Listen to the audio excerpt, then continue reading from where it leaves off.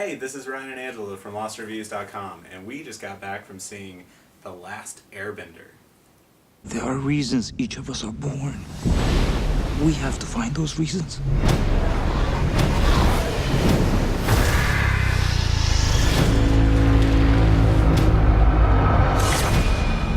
Last Airbender is M. Night Shyamalan's new project. Normally he writes and creates all of his own stuff. Now he did write the screenplay and he directed and produced this, but it wasn't his own original thoughts. So that's a different story for him to go. And so you don't have the twists and the thriller side of what you normally get with him. But a lot of misconceptions about M. Night. He kind of dropped the twists in his last two movies. That's true. So it's kind of been haunting him ever since he did that. Maybe this was his way of showing that he can do other things besides that. So The Last Airbender is based on the cartoon from Nickelodeon. Ong is the main character, and he is an airbender, and when he discovers that he's also an avatar, which means that you can bend all of the four elements of earth, fire, water, and air, you become this super crazy special person. After you do a little Tai Chi. Yeah, so once he's told that he is the avatar, all he has to do is accept the role and he'll start training in that. But he gets upset because they also tell him it's not going to be a normal life for you. You don't get to play or have a normal life. You never get to have, kids, get married. And he gets scared and he runs off. He jumps in the water with this big pet. His dog. I don't know what it is. We don't really know what it's called.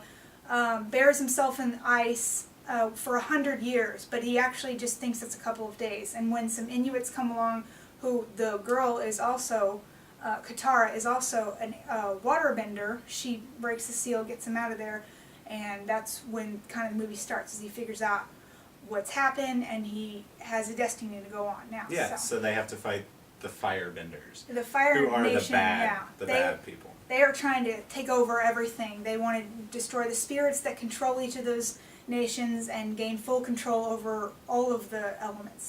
So let's talk about the actors. Let's start with the Firebenders. Okay, well the Firebender, the main star in that is Dev Patel, who you might recognize from Slumdog Millionaire. He was actually really, really good in this. He was definitely my standout of the movie, and I don't really have any standout actors. He's probably the only guy that I'm going to say anything good about. I think he's the most well-known, though, too. But he was the only one who could act. I have to disagree with that, but he plays Prince Zuko, and he's been banned from his fire community because of a story. I won't ruin it for you. But he's fighting to try and get back on good terms with his dad by catching the Avatar. So he's kind of the enemy, but his story is so compelling, I think you are still rooting for him. You want him to succeed, but you don't want him to catch the Avatar because that's the main character. You want him to succeed too.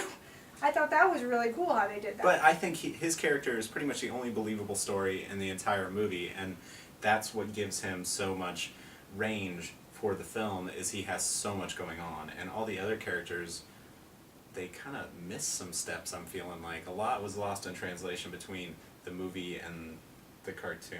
Well, the main star is Noah Ringer, who plays Ong. He's never done anything before, so... Because they just built him. He's a robot. He's not a robot! I just think that I think there was a big part in the casting was that you had to have some kind of martial arts skills. And I think that was really why most of these kids were cast.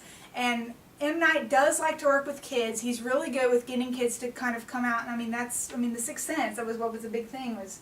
So the guy from Twilight has martial arts skills?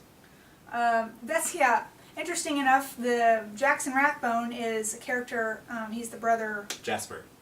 Yeah, he plays Jasper in Twilight, but he's also one of the main characters in this movie. So they come out the same day, so you Twilight fans, if your family's like, we're going to see this, you still get a little bit of Twilight. Yeah, it's awesome. You can go see bad acting all around.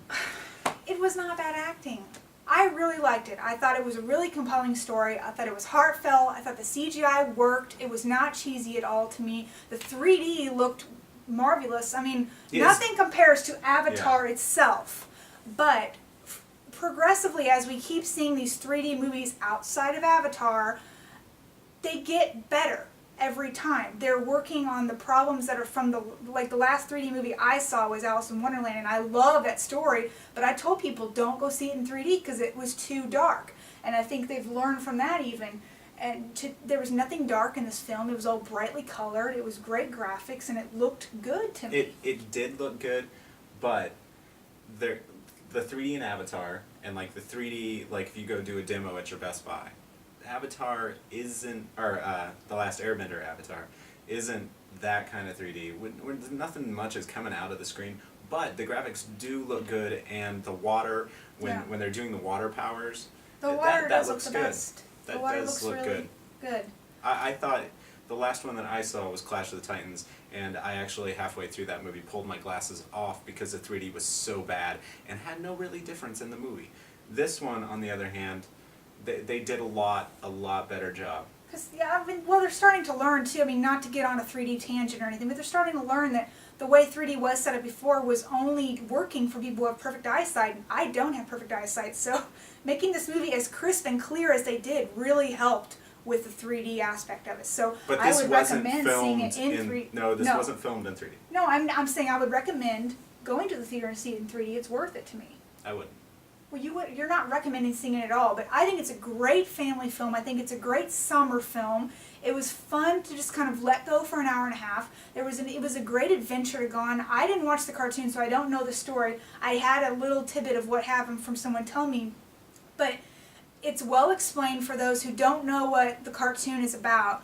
They explain it pretty easily for the newbies like me, and then for people who have watched the show, it probably gets a little redundant at times, but I think it's meant for kids. It's meant for like 8 to 10 to 13-year-olds, and I think it does that well. Yeah, I do, but I think also we don't need to repeat things 15 million times for these kids to get it.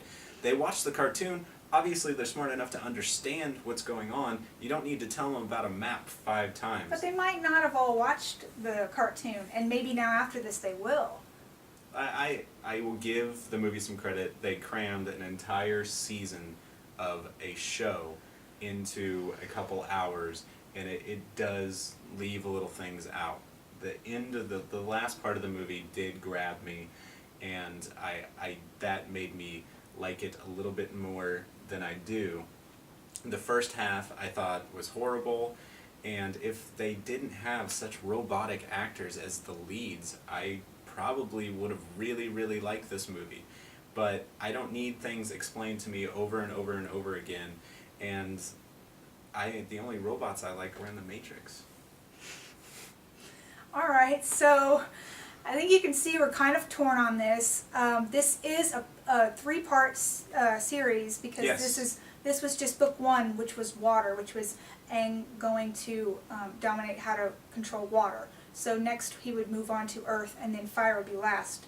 So And look M. for more Night of them is doing the movies. He will make other movies while he's not in making between. these. Yeah. But the rumors that you've heard that he's making other movies, he still will be attached to the Airbenders. He really wants to make this a 3-part series if it does well enough. Which hopefully it does. I want to see M. Night do well. He's had so much slack lately, and I think that this really shows his range. So I hope that it does well enough to make. And I hate when I see a movie and then it doesn't get finished, and I have no clue what happens after that. Golden Compass. Yeah. All right, so are we ready to rate this? Yeah, I'll let you go first. All right, so obviously I really liked it, and a lot of critics I was there with did not like it. So I'm going to give it 4 jaded critics out of 5. She points to me. I didn't hate the movie, but I'm gonna have to give it 2 acting robots out of 5. If you like acting robots, go see the movie. All right, well, if you like having fun, go see the movie. With acting robots. All right. All right. We'll see you later. Thanks. Lost Reviews. Bye.